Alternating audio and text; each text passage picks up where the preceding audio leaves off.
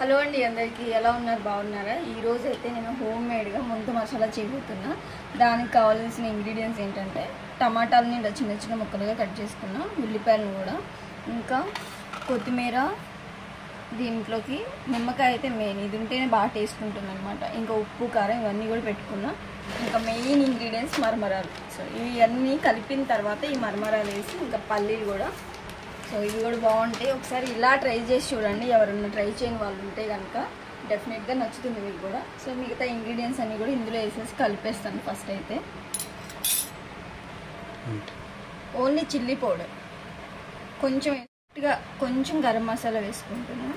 మీకు ఇష్టం ఉంటే వేసుకోవచ్చు, లేదంటే స్కిప్ చేయండి.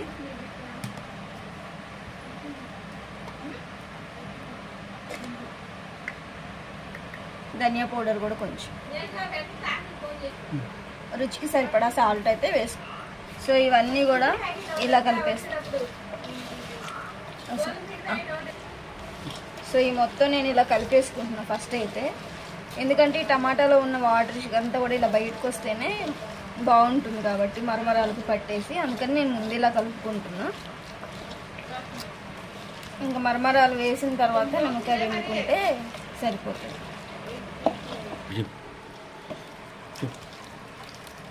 సో ఇలా వాటర్స్గా కలుపుకున్న తర్వాత ఇవన్నీ కూడా యాడ్ చేసేసుకుంటాం.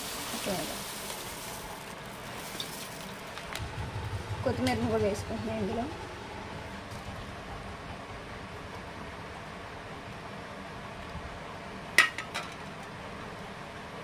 నిమ్మకాయ కూడా వేసుకుంటాం. అసలు నిమ్మకాయ ఉంటేనే టేస్ట్ అనమాట దీనికి. ఖచ్చితంగా నిమ్మకాయ అయితే పిండుకోండి ఎవరైనా చేసుకుంటే కనుక.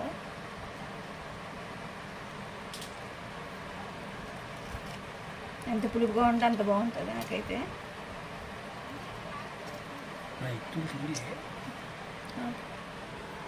నిమ్మకాయ రసం కూడా వేసేసాను కదా, కొన్ని పల్లీలు వేసుకుంటాను, ఎక్కువ కాదు, కొన్ని వేసుకుంటాను. మీరు ఇష్టం బాగా కలిపేసేయండి.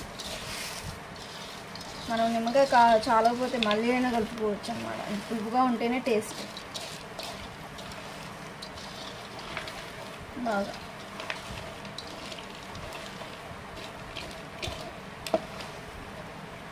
ఇదేంటంటే వర్షాకాలం తిన్నా కానీ, ఎక్కువ బీచ్ల పక్కన కానీ, మనకి ఇంకా తిరుపతిలో కూడా దొరుకుతుంది. హైదరాబాద్లో అయితే చెప్పాల్సిన అవసరం లేదు.